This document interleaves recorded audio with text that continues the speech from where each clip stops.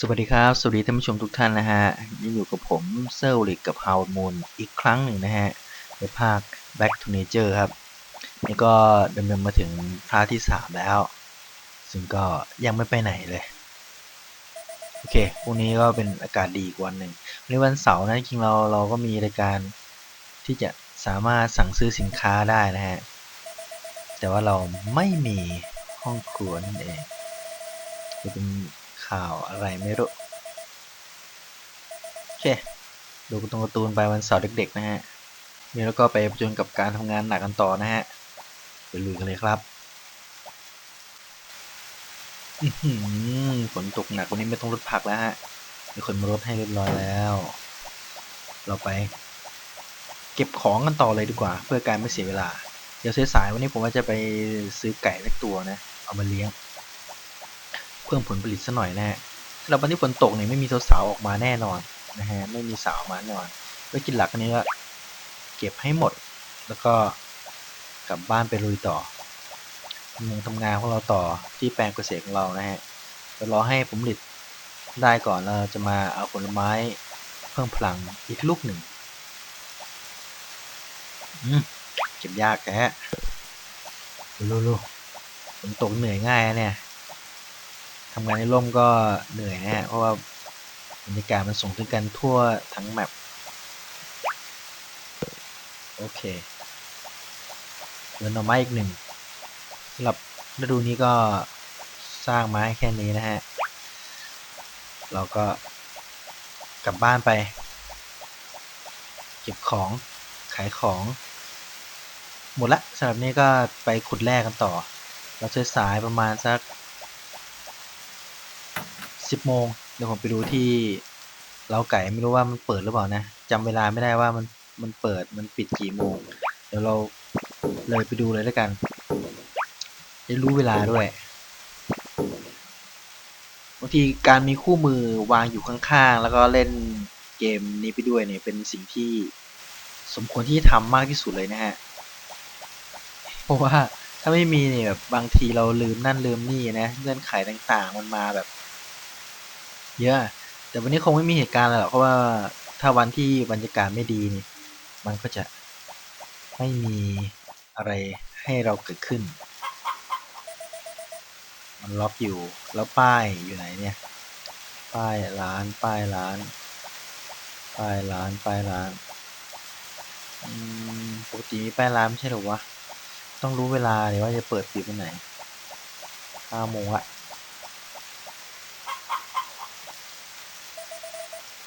เปิด10 โมงปะเนี่ยเดี๋ยวกลับมาดูใหม่เดี๋ยวไปดูร้านเครื่องมือก่อนเดี๋ยวซื้อไอ้ที่ขัดตัวม้านะฮะ แปรงอะมาขัดตัวม้าซะหน่อยเปิดยิมงูเนี่ยปิดวันเสาร์เปล่าหรือว่าวันนี้มีเฮ้ยมันพรุ่งนี้นี่หว่าที่ว่ามีเทศกาลนะใช่ป่ะอ่าเปิด10 โมงเปิดแล้วเออต้องมีป้ายให้ดูหน่อยสิ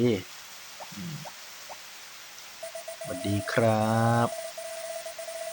รู้สึกว่าจะปิดวันอังคารนะ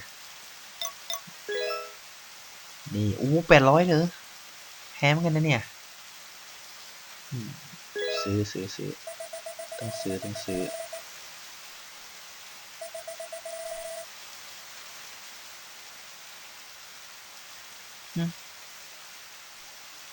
เราได้ยังเนี่ย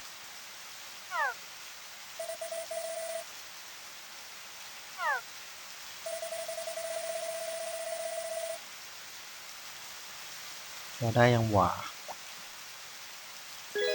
หรือว่าต้องให้ช่องว่างด้วยวะดูที่บ้านดีกว่าดูที่บ้านมี เดี๋ยวแวะไปดูที่ร้านขายไก่มันมีเงินแล้วตอนนี้ต้องซื้อไก่มาเลี้ยงหน่อยจะได้เพิ่มผลผลิตให้เราด้วยนะฮะไม่ใช่ว่าไปหาแต่หน่อไม้มาขายอย่างเดียวก็ไม่ใช่ไม่ไหวว่าไงไม่รู้ดูสิมายังอืม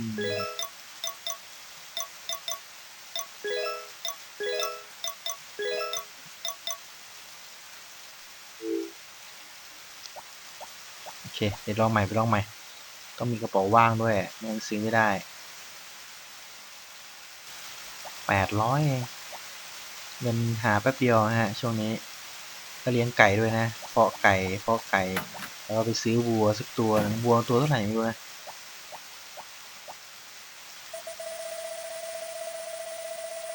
โอเค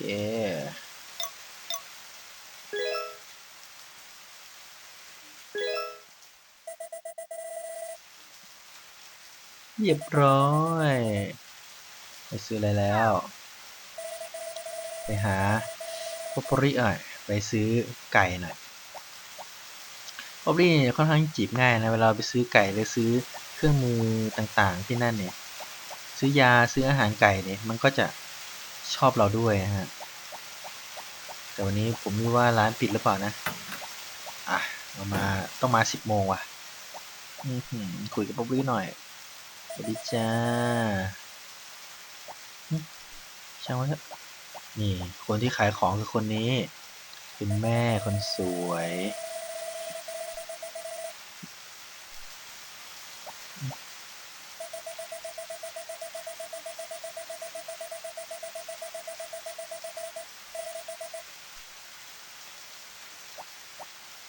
อย่าบอกนะว่าวันนี้ไม่เปิด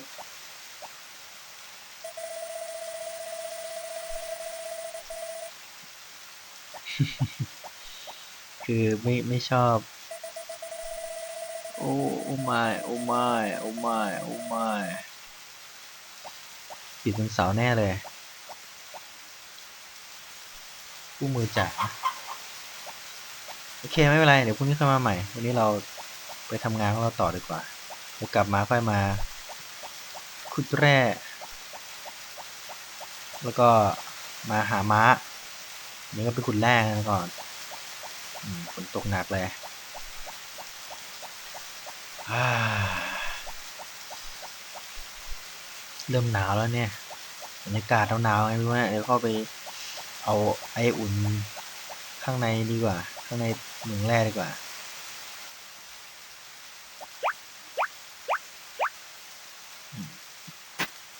โอ้โหดอกแรกเจอเลย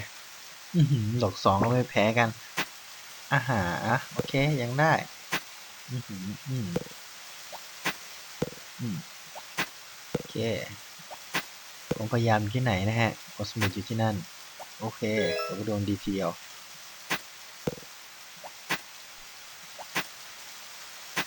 อ่ะหลุมหลุมโอเคขอลึกๆเลยนะรอบนี้เอ้าขอลึกๆไม่ได้ขอขี้เรียกว่าขี้ได้แน่โอเคเรามีช่องเดียวให้เลือกอือหือลงไปสลึกเลยทีนี้ขอแร่แมทธิวโอเคที่ไหนก็เอาไม่ได้ละมุบลบมากปึ๊บ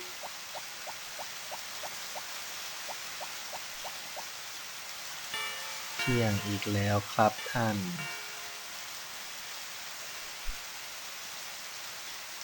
ช่วงเวลาที่เปลี่ยนแปลงเนี่ยมันจะทำเราปรับกราฟิกให้มันชัดๆสวยๆหน่อยนะฮะในการเล่นแบบ Full Screen เนี่ยมันก็จะหน่วงๆเวลา6 โมงเย็นกับตอนเที่ยงฮะที่มีเสียงะระฆังเปลี่ยนเวลานะฮะก็จะหน่วงๆนิดนึงประมาณ10 นาที10 นาทีในเกมนะไม่เกินนั้น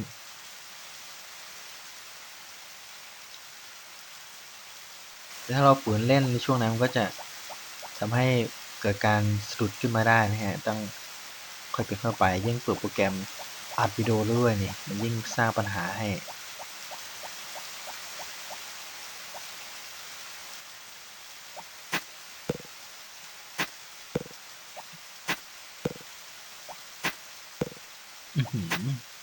เจอแต่ถุงเงินโอ้โหโอเคเลยได้มา50นะเมื่อกี้ไม่จำเป็นต้องรอขายของเลยนะฮะ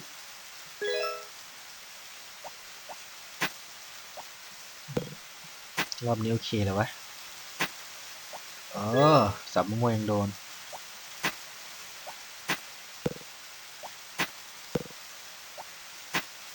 ดูสิจะไปในพ้นบันไดจ๋าบันไดจ๋าบันไดจ๋าโอ้ดวงดีนะเนี่ย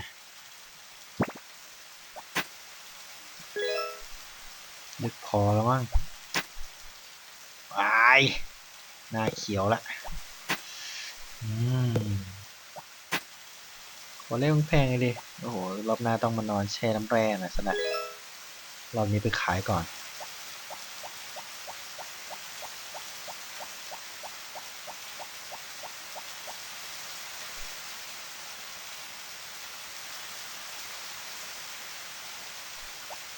ไปแวว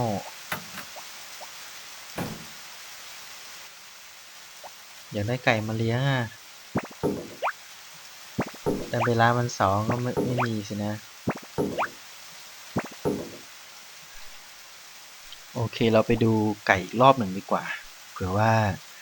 เราไปผิดเวลาผมจำไม่ผิดมันก็อยู่ประมาณเปิด11 นาฬิกาแล้วเปล่าหยุดวันอาทิตย์วันเดียวนะไปดูกันดีกว่าฮะเผื่อได้ไก่มาเลี้ยงสักตัวหนึ่งก็เริ่มมีเงินแล้วเนี่ยจะได้พัฒนาฟาร์มเราไปเร็วๆด้วยมาแล้วจ้าไม่ได้ไปจีบคุณนะเป็นแม่บ้านโอเคปอปรยังอยู่ไม่คุยมาคุยกันเห็นไหมล่ะโอ้1,500ถ้าซื้อนี่หมดตัวเลยเนี่ย1,500เลย200 กว่าซื้ออาหารเด็กเอาวะซื้อก็ซื้อ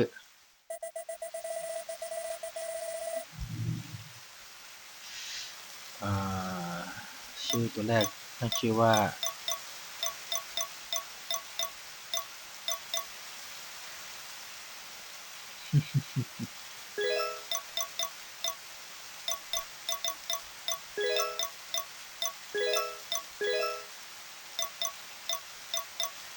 นามิแล้วกันนะ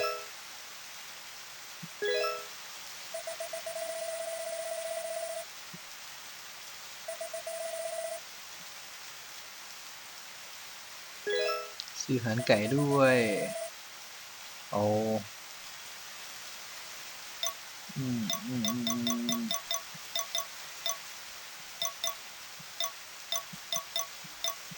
โอเค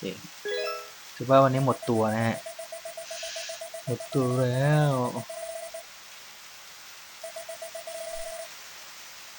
หมดตัวหมดตัวหมดตูดแล้ววันนี้โอเคไปดูไก่กันดีกว่าอือหือดูผมหมดตัวนะฮะหมดตัวจริงๆหมดตัวมากมายเลยทีเดียวโอ้คือว่าวันนี้ไทยเงินไปเยอะมากเลย2,000 กว่าก็โอเคก็แลกกับหลายๆสิ่งหลายอย่างมันก็โอเคนะฮะเราเข้าม้าก่อนดีกว่าบ่าย 2มาแป๊บเดียวนี่ยังไม่ได้ทำอะไรเลย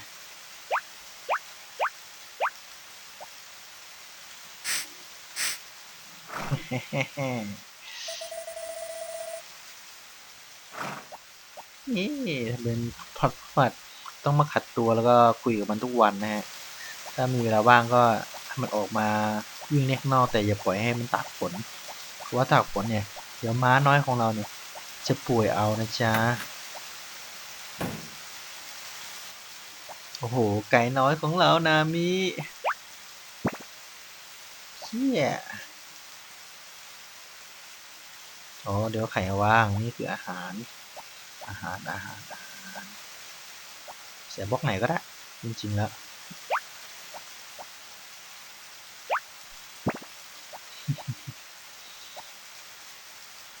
โอเคได้ไก่น้อยมาแล้วไปขุดแร่ต่อหาเงินต่อหมดตัวแล้วเนี่ยวันนี้จะเป็นวันที่ยาวนานจริงหมดตัวแล้ววัวเนี่ยผมว่าไม่ต่ำกว่า5,000อ่ะเก็บเงินซื้อตะกร้าก่อนแล้วกันแล้วค่อยไปซื้อวัวต้องทำที่รีดนมวัวอะไรอีกซื้อที่รีดนมวัวอะไรอีก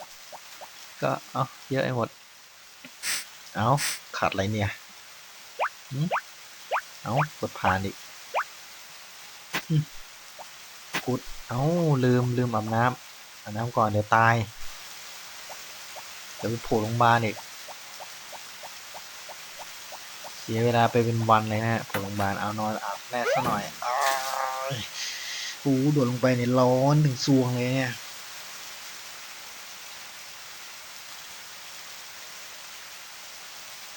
เวลาก็เดินไปเรื่อยแล้วอ้าวพอละอยู่นานไม่ดีเดี๋ยวแม่งหมดกัน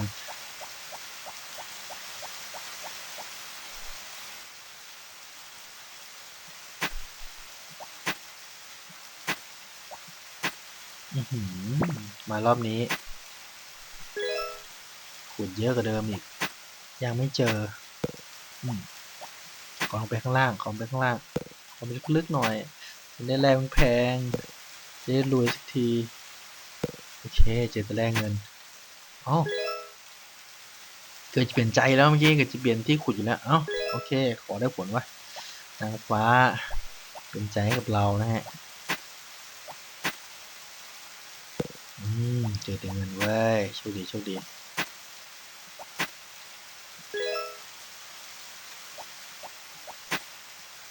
จอขี้เขาให้ละโอ้ยน่าเมื่อยแล้วเมื่อยง่ายว่ะวันนี้วันที่ใช้เงินเยอะแล้วก็ต้องมาทำงานในวันที่ฝนตกด้วยนะฮะบรรยากาศและเป็นใจเลยวันนี้อืมวันนี้ถ้าจะไม่ไหวให้ทำงานได้ไม่ค่อยดีเท่าที่ควรนะฮะเงินอาจจะได้น้อยวันเสาร์โอเต็มต้องแลกกันไปหรือยังมีของที่ทำให้เราได้เงินเยอะๆด้วยแหละว่าต่อไปก็ไปมีผักมีไก่แล้วก็รอไก่ไข่แล้วก็ฟักไก่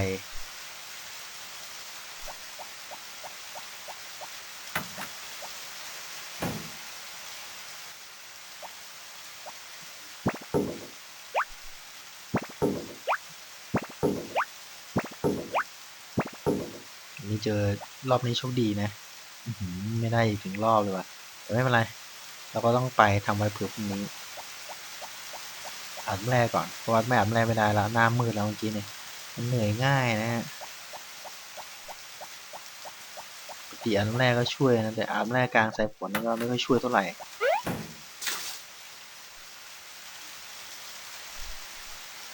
ตราปิดตาปิด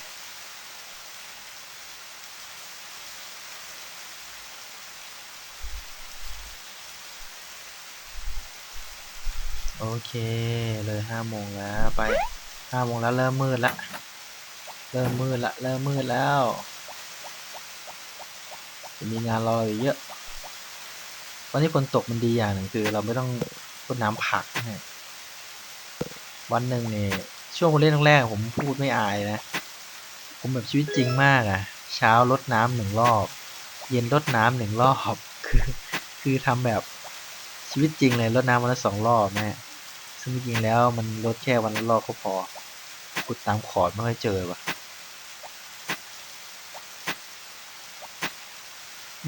อะไรเนี่ยไม่เจออะไรเลยการขุดที่สีแดงเปล่าซีจริงกระไรมันอยู่ไหนเนี่ยไม่รู้ที่ว่า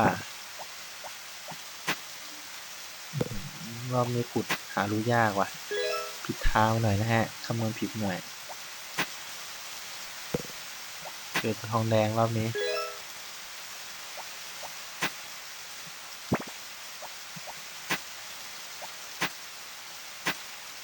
โอ้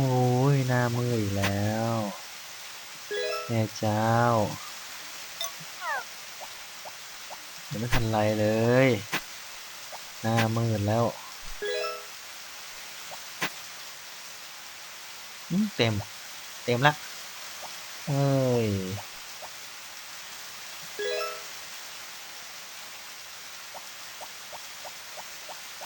ไม่ไหววันนี้งานไม่สะดวกเลยบอกตรงงานลำบากมากเลย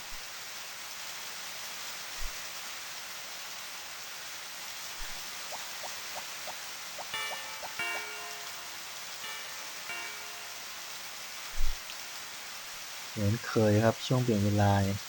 เหมือนเคยเสียเวลาเป็น10 นาที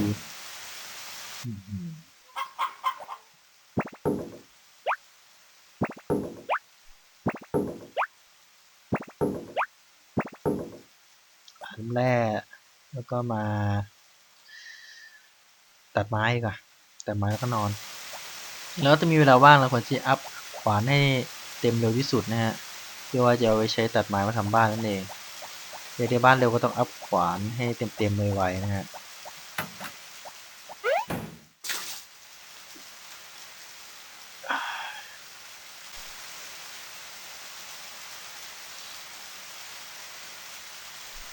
ตอนนี้เราก็มาดูการอัปเกรดกันนะฮะว่าเราจะขั้นแรกเนี่ยที่ผมว่าเคยพูดไปแหละคือการอัปเกรดเราต้องอัปเกรดขวานก่อนนะฮะเรามาดูกันว่านี่ต้องสับกี่ทีถึงจะแตกนะตัวนี้ลองดู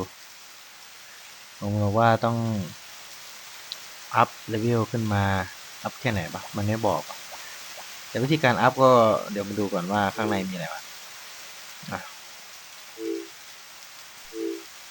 ปึ๊บปึ๊บปึ๊บปึ๊บปึ๊บนี่โอ้โหจอบผมครบแล้วด้วยเนี่ยแต่ขวานยังไม่ได้สักขั้นเลยเดี๋ยวใกล้จะได้ละผมทิ้งอัพไปดีกว่าฮะไม่รู้ว่าเงินจะพอนะไม่ใช่เงินเท่าไหร่ก็ลืมดูมัน1,100มั้งจำไม่ผิดเราอัพไปได้ก่อนนะเพราะว่าเผื่อว่าไปสร้างบ้านสร้างเบือนไงต้องรีบอัพให้ได้ก่อนอัพทีเดียวเลยก็ได้ต้องมีเงินนะฮะ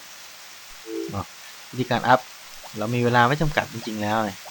เรามาตรงนี้เลยเข้าเหมืองแล้วก็สับดินสับหญ้าไปเรื่อยสับไปเลยอัปเกรดอัปเกรดพลังมหาศาลสับสับสับสับไปเรื่อยๆโอ้ยเมื่อยละ3 ทีมาดูซิว่าขึ้นให้หรือเปล่าหรือว่าผมเข้าใจผิดคิดไปเองนี่เต็ม100แล้วนะฮะทองแดงผ่านไปแล้วโอเคแค่นี้ง่ายๆเราไปนอนนี้พอนี้เราก็ไปนอนมาพักผ่อนกายาก่อน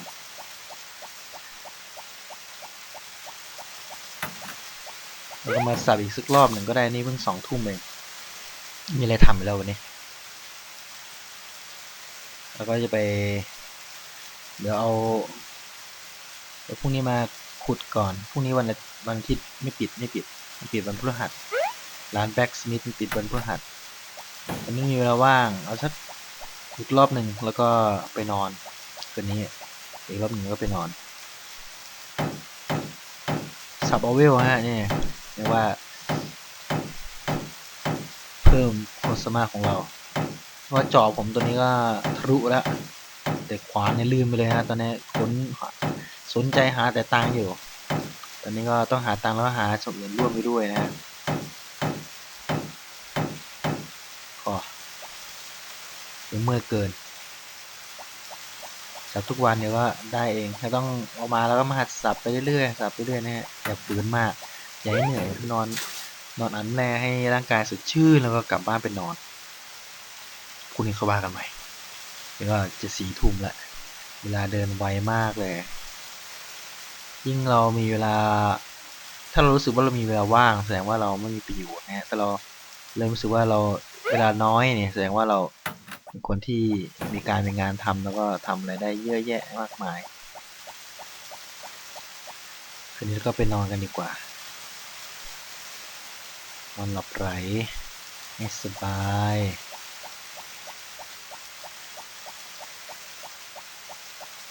ม้ามีไก่มีหมามีเหลือวัวฮะเหลือวัวค่อยว่ากันพรุ่งนี้ก็อากาศแจ่มใสดูแล้วเมื่อเช้านี้นอนเลยแล้วกันจะได้ไม่เสียเวลาต้องเซฟทุกวันนะฮะผมจะเซฟตลอด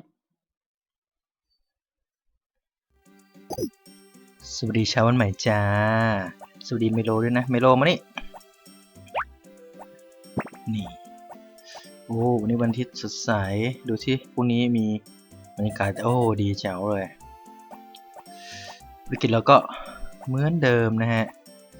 ไปหาม้าก่อนดีกว่า จะไปหาไก่ด้วยเรามีคนมาอยู่ด้วยเยอะแล้วตอนนี้ทั้งบ้านแล้ววันนี้จริงๆแล้วเป็นวันเทศกาลนะฮะเราต้องวันนี้เราวันเทศกาลจริงๆแล้วเราต้องเอาของไปให้สาวๆคือช็อกโกแลตนั่นเองแต่ว่าเราเมื่อวานก็เลยไม่ซื้อมานะคือเราไม่มีส่วนที่ทำอาหารเองนะฮะห้องครัวนั่นเองยังไม่มีมันก็เลยทำไม่ได้แล้วปีนี้เราก็ฝ่าไปฮะก็ไม่เป็นไรปีหน้าค่อยว่างกันใหม่ปีนี้เราก่อร่างสร้างตัวก่อนนะฮะเรื่องรถสาวเอาไว้ทีหลังแล้วกันผักโขมเริ่มเกิดแล้วเดี๋ยวเย็นมาลดอีกตรงส่วนกลางลดไม่ได้ไม่เป็นไรเราก็ทิ้งไว้นั่นแหละเผื่อว่าสักวันหนึ่งก็ต้องได้ลดวันสุดท้ายไก่จ๋าทำไมไก่ไม่ขึ้นรู้ใจจ๊ะ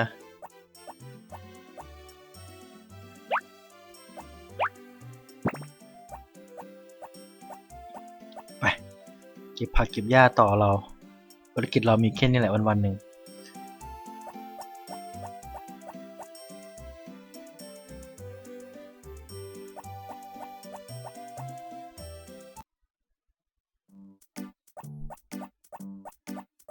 ดึดเอาเก็บสิครับไปวันนี้วันอาทิตย์วันนี้อีกอย่างหนึ่งก็คือเราต้องไปอัปเกรดสิ่งกองของเราขวานนะฮะอัปเกรดขวานของเราลืมเลยว่าอัปเกรดอะไรเพื่อที่จะมาเก็บปืนเก็บขอนไม้อะไรนะโค้ดนะฮะว่าเราจะได้สร้างบ้านไวๆนั่นเองถ้าเรามัวแต่ไม่สนใจมันนะฮะมัวแต่ขุดแร่ไม่สนใจอื่นเดี๋ยวบ้านก็ไม่ได้สร้างทันทีต้องสร้างบ้านก่อนรีบสร้างให้ไวที่สุดนะปีหนึ่งก็ทำให้เร็วที่สุดด้วยที่จะทำได้ก็จำไม่ได้หรอกว่ามันทำอะไรมั่งผมยังไม่ได้ไปเอาเบ็ดเลยเนี่ยเดี๋ยวมาตกปลายังไม่ได้ไปเอาเลยจำไม่ได้หรอกว่าไปเอายังไงต้องไปหาข้อมูลซะหน่อยอะไรอย่างเงี้ย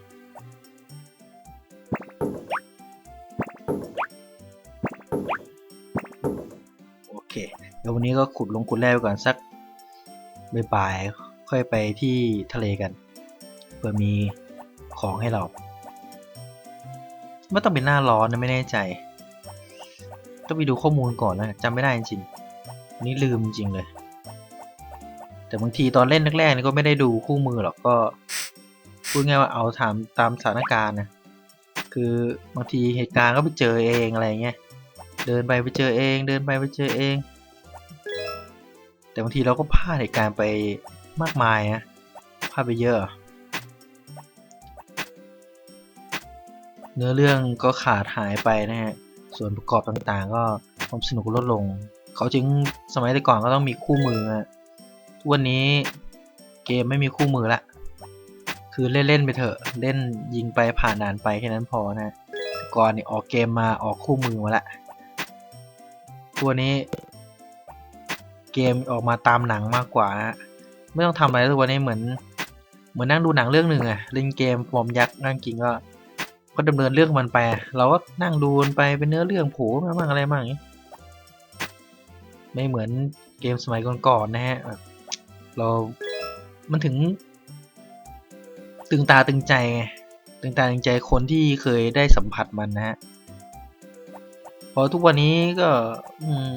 เล่นผ่านจบเล่นผ่านจบเล่นผ่านจบเล่นผ่านจบจบไปสนุกไหมสนุกนะสนุกมากด้วยกราฟิกสวยอะไรโอเคหมดทุกอย่างแต่เล่นจบแล้วลืมเลยนะฮะมีเพียงไม่กี่เกมเท่านั้นแหละที่ติดตลาดอยู่ทุกวันนี้นะฮะติดตลาดไม่ใช่ว่าขายดีหรืออะไรคือมีคนเล่นอยู่นั่นเองมีคนเล่นอยู่จะว่าขายดีด้วยก็ได้นะฮะเช่น Minecraft นะฮะหรือว่าเกมอะไรล่ะตรงนั้นก็คิดไม่ออกละอินเทอร์เน็ตแหละที่ผมชอบเล่นมันก็ดูเกี่ยวกับการสร้างสร้างบ้านแต่มันก็ไม่ได้ปลูกมัดมากเหมือน Minecraft เนี่ยมันก็คนเล่นเยอะนะแต่เหมือนเกมออนไลน์เก่าๆอ่ะแต่ก่อนสมัยมาแรกๆเลยแรกนาล็อกมาแรกเลย คนนี่เล่นกันชิบหายอะไรช่วงนั้นนะฮะแล้วก็ไม่ฟรีไทม์เหมือนทุกวันนี้นะฮะเกมสมัยนั้นมาเป็นแอร์ไทม์นะฮะซึ่งกอบโกยกำไรมหาศาลในช่วงนั้นผู้เอาเกมใหม่ตอนมาที่ผมเล่นก็ TS ออนไลน์ TS ภาค2นะสามก๊กเกมสามก๊กโยกังแล้วเกมที่ผมมาติดหนึบเลยจริงๆไม่ใช่แลกกันลอกนะผมมาติด Lineage 2นะฮะเล่นตั้งแต่4.2 มาเรื่อยๆแล้วก็เป็นแบบแอร์ไทม์เหมือนกันเติมเงินซื้อเวลาเล่นนะฮะไม่ใช่ว่าคุณอยากเล่นคุณเล่นได้เลยเหมือนทุกวันนี้นะเล่นฟรีแล้วก็อะไรล่ะไปซื้อไอเทมนะฮะแล้วก็เก่งแต่สำหรับ Lineage 2นี่เล่นไปเถอะครับไอเทมไม่มีขายฮะช่วงแรกๆนะอยากได้อะไรต้องหาเองระบบสังคมดีมากเลยแต่สุดท้ายก็พอบั้นปลายก็บริษัทก็อยู่ไม่ได้อยู่มา 4-5 ปีแล้วอยู่ต่อไม่ได้ก็เลิกไปเพราะว่าอยู่ไม่ได้ผู้เล่นใหม่ไม่มีแต่ผู้เล่นเก่าทำไมผู้เล่นใหม่ไม่มีมันจะมาเล่นได้ไงฮะผู้เล่นเก่าแข่งเก่าๆเลยของทัพเก่าๆยึดพื้นที่ไปหมดแล้วฮะไม่สามารถอัพเลเวลได้ก็ต้องเลิกไปตามปริยายผู้เล่นเก่าๆก็สิ่งที่ทำมาก็สับสนไปแต่ผมก็ยังมีความทรงจำเหมือนหลายคนที่ทรงจำเกี่ยวกับแร็กนาร็อกแล้วว่าเกมไหนที่ชอบนะพอเห็นแล้วบางทีภาพมันอาจจะไม่สวยเหมือนทุกวันนี้หรอกแต่มันก็อยู่ในดวงใจมาตลอดนะฮะผมยังเห็นหลายๆเซิร์ฟเวอร์ที่เปิดเป็นเซิร์ฟเวอร์เถื่อนอยู่ถึงทุกวันนี้นะฮะก็ยังมีคนไปเล่นอยู่มากมาย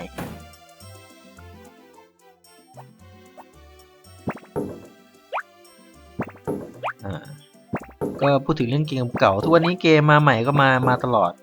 มันมีอยู่ช่วงหนึ่งที่เขาวิจารณ์ออกมาคือเขาวิเคราะห์หรือวิจารณ์ออกมาในช่วงนั้นนะฮะก็คือการอะไรล่ะเกมมาใหม่เยอะแล้วก็พอมาปุ๊บเล่นพักเดียวแล้วก็หายไปก็เหมือนเขาเรียกว่าเปรียบเทียบเหมือนตะกั่วแตนลงไปในทุ่งข้าวโพดนะฮะก็คือมีข้าวโพดมันปลูกขึ้นใหม่สวยงามเลยตะกั่วแตนบุ้มลงไปกินข้าวโพดกินเปลือกกินใบกินต้นหมดแล้วก็บินหนีไปช่วงยุคนั้นก็เมื่อประมาณ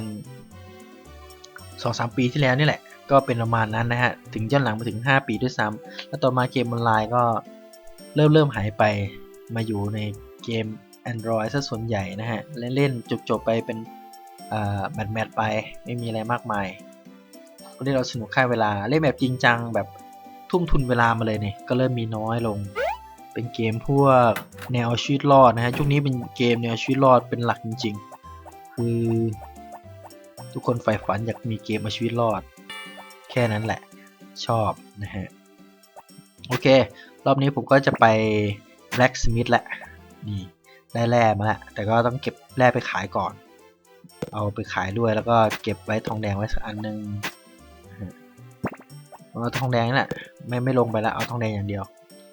เก็บได้ลงก็ลงวะเจอละ โลเลชิบหายเลยเพราะว่าเราต้องไปอัปเกรดทีละอย่างก่อนมันใช้เวลาหลายวันทีเดียวนะฮะ2-3 วันทีเดียวในการที่อัปเกรด1 ระดับนะฮะ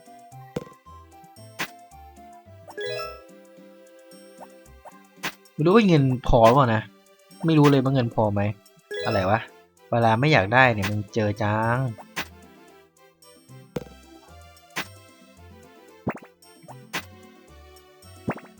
เจออันนี้ยิ่งไม่อยากได้ใหญ่เจอขี้โอ้โหลงรูอย่างเร็วเลยรอบนี้ต้องกลับไปดูข่าวเที่ยงวันทันเหตุการณ์ด้วยเนี่ยทันหรือเปล่าไม่รู้นะ เอาเจอเข้าไปเอาโอเคเอามาเจอแล้วเต็มอย่างเงี้ยนะเอาอย่างงี้ซะหน่อยทิ้งซะหน่อยเอาแค่ทองแดงเดียวพอแล้วกันคิดดียังคิดดีแล้ว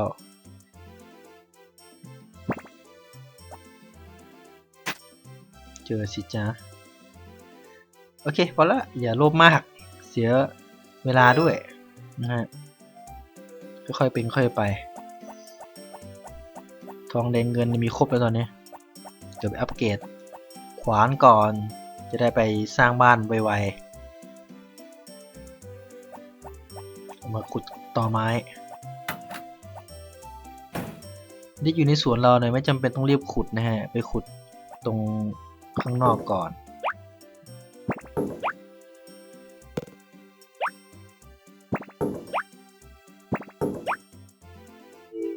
โอเคต่อไปแล้วก็ไปที่บ้านร้าน Blacksmith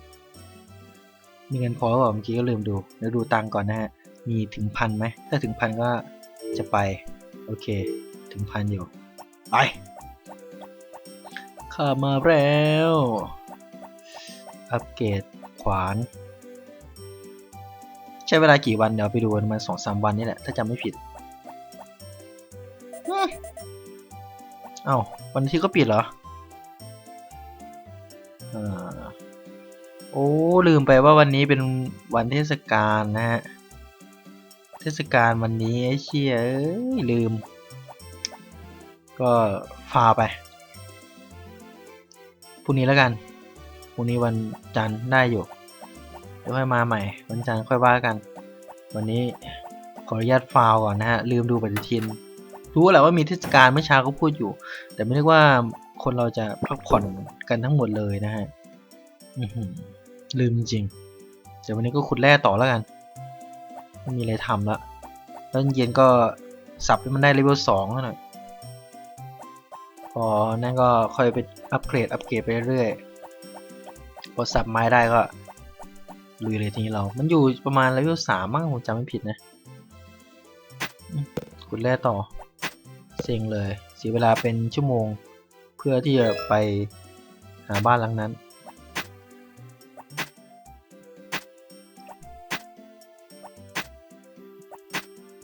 วางแผนไม่ดีฮะก็เป็นอย่างนี้แหละยิงเราต้องคิดแล้วว่ามีเทศกาลอะไรหรือเปล่า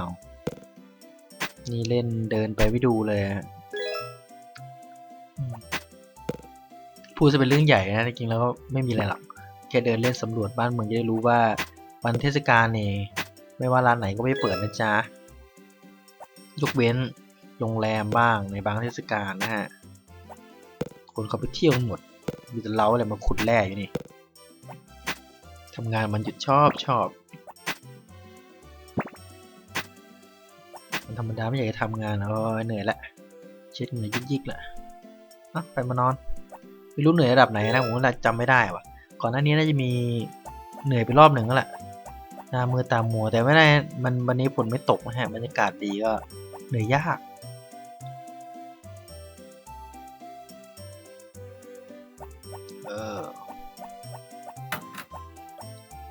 ขุดแร่สบายไปเลยวันนี้บ่าย 2ละ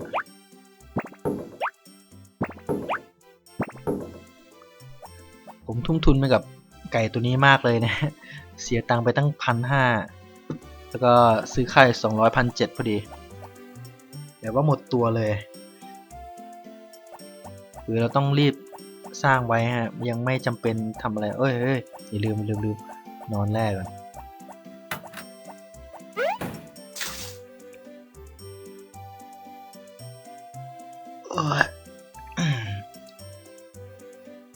เมื่อยไหมเนี่ย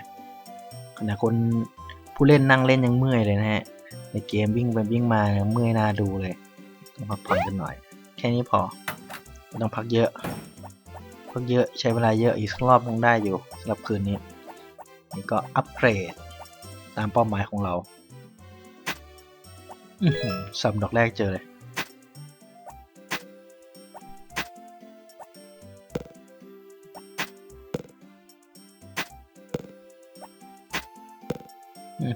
3 ดอกซ้อน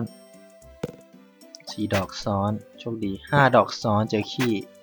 6 ดอกซ้อนครับ7 ดอกซ้อน8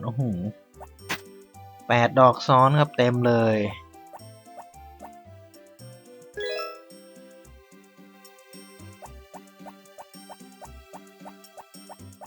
ผลไม้กับนางฟ้าใช่ไหม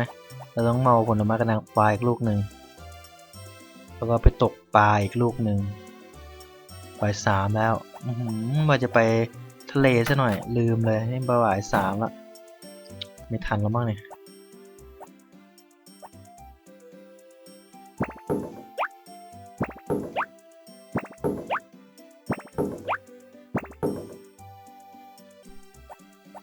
ขุดแร่กันต่อพี่น้องบรรยากาศมันช่างสดชื่นจริงๆวันนี้นะฮะไม่มีฝนเหมือนเมื่อวานบรรยากาศดีทีเดียวเมื่อยหรือเปล่าไม่รู้จำไม่ได้ไม่เมื่อยนอนก่อนนะฮะไม่รีบเวลาเราเยอะเรื่องเบ็ดนี่ผมว่ามันน่าจะเป็นมีวันเดียวในสัปดาห์น่าจะเป็นวันศุกร์นะถ้าจำไม่ผิดที่อ่านผ่านมาได้เป็นวันศุกร์ก็วันศุกร์แล้วก็ไปเอาประมาณช่วงเช้าช่วงเช้าไปเอากับ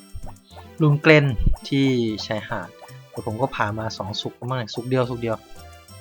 ลืมไปเอาไม่ใช่ลืมไปเอาลืมวันเลยล่ะคิดว่าเอาได้ทุกวันเคยไปอยู่เหมือนกันเคยเดินผ่านไปแล้วก็ไม่มีเหตุการณ์อะไรที่ผมเคยเดินผ่านไปแต่จริงมันต้องไปวันศุกร์นะวันนี้ก็ฟาไปภารกิจเราเยอะนะภารกิจเราเยอะพรุ่งนี้ก็อัปเกรดขวานเอาไปในซักเวล3ก่อนค่อยมาลองสับดูไม่รู้มันสับได้หรือเปล่าสับได้แหละคือมันพอเลเวล2ก็สับได้เลยผมจำไม่ผิดนะมันก็สับหลายทีหน่อยฮะมันก็เมื่อยหน่อยนั่นแหละแต่ขวานเลเวล1สับไม่ได้ต้องสับเลเวล2อุ้ยกดผิดโมเตโมเลเวล2แล้วก็สับหลายๆทีเมื่อยก็เข้าพักอะไรอย่างเงี้ย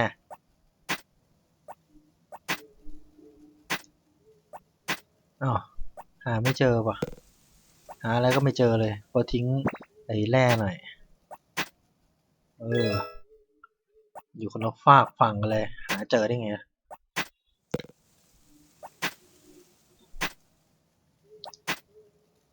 ขุดไม่บ่อยเนี่ยขุดทุกวันเนี่ยจน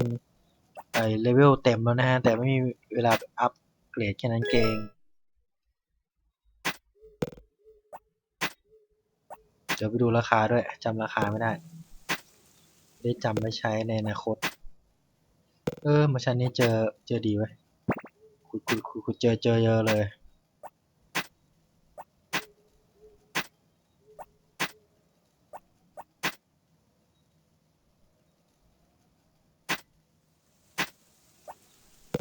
โอ้ยังไม่เต็มอีกเลยเจอชั้นล่างอีกอยากได้แร่แมทริวแต่สีเงินนะเจอได้เงินเต็มโอเคแร่สีเงินนะไม่ใช่แร่เงินก็จะอะไรผิดตัวเนี่ย5 โมงละโอ้แป๊บเดียวค่ำต้องได้อีกสักรอบแล้วก็สับขวานเล่นแล้วไปไล่สับไม้ดีกว่าสับไม้ที่อยู่ในสวนเรานะเดี๋ยวสับไม้ในสวนเราเล่นดีกว่าเฮ้ยยังรดน้ำผักเลยนี่หว่านี่ฝนไม่ตกนะต้องรดน้ำผัก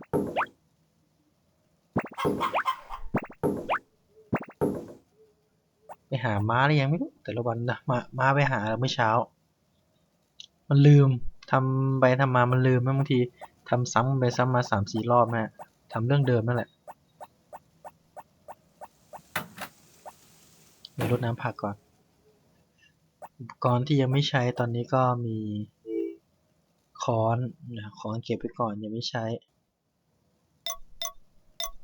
แต่ใหญ่ไม่ใช้ค้อนอาจจะใช้เออแค่นั้นแหละคิดมากค่อยมาเอาใกล้แค่นี้เองไม่รู้จะหรือป้าป่าไปสับไม้ก่อนนะ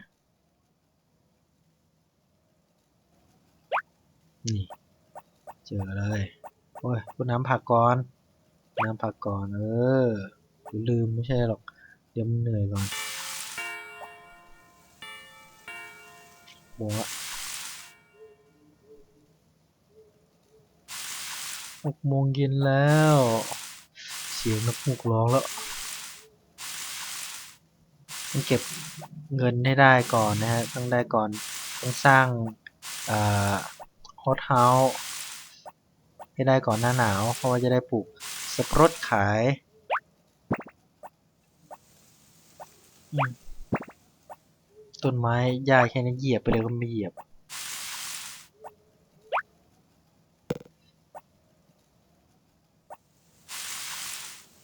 โอ้ขาล้าวแค่นี้ขาล้าแล้วอ่อนจัง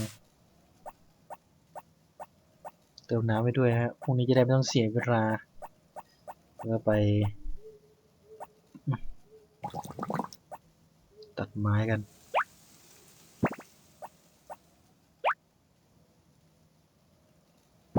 ผมชอบไปทำให้มันล้อมเอ่อเรียกว่าอะไรล่ะเอาไม่เอากิ่งไม้ก็เอานี่แหละไปล้อมนั้นไว้ล้อมเป็นสวนให้เราทำปลูกหญ้าปลูกหญ้าใช่ใช่ปลูกหญ้าทำไปแล้วนี่หว่าเฮ้ยเดี๋ยวผลักไม้ออกไปข้างนอกอีกต้องไล่กลับมาอีกเดี๋ยวเราไปสับไม้ต่อไปสับม้านะฮะสับม้าเละเลยนะ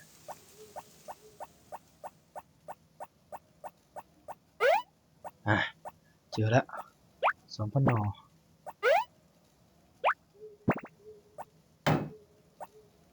ใกล้จะหมดแล้วมั้งเนี่ยไม้ผม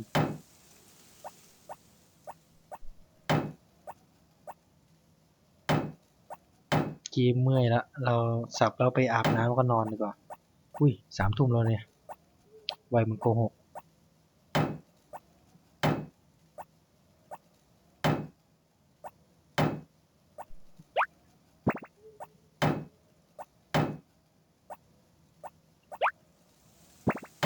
เพียบเลยฝั่งนู้นเพียบเลย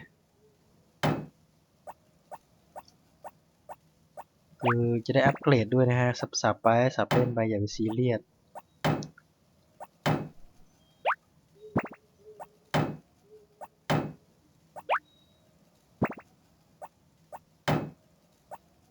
ได้ไม้ด้วยได้อัปเกรดด้วยนะฮะโอ้โหนั่งละ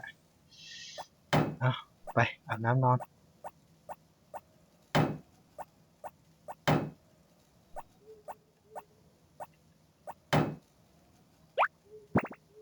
ติดต่อติดต่อไปหมดละแถวนี้ยังเหลืออีกไม่มากนะฮะคิดว่านะแต่เรานอนเลยไม่ได้เดี๋ยวป่วยตื่นสายอีกกู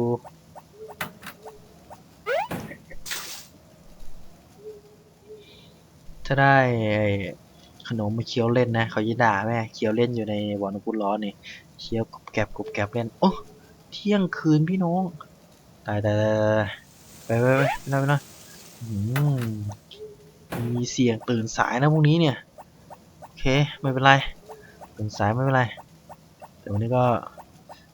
พอก่อนแหละเดี๋ยวยาวเกิน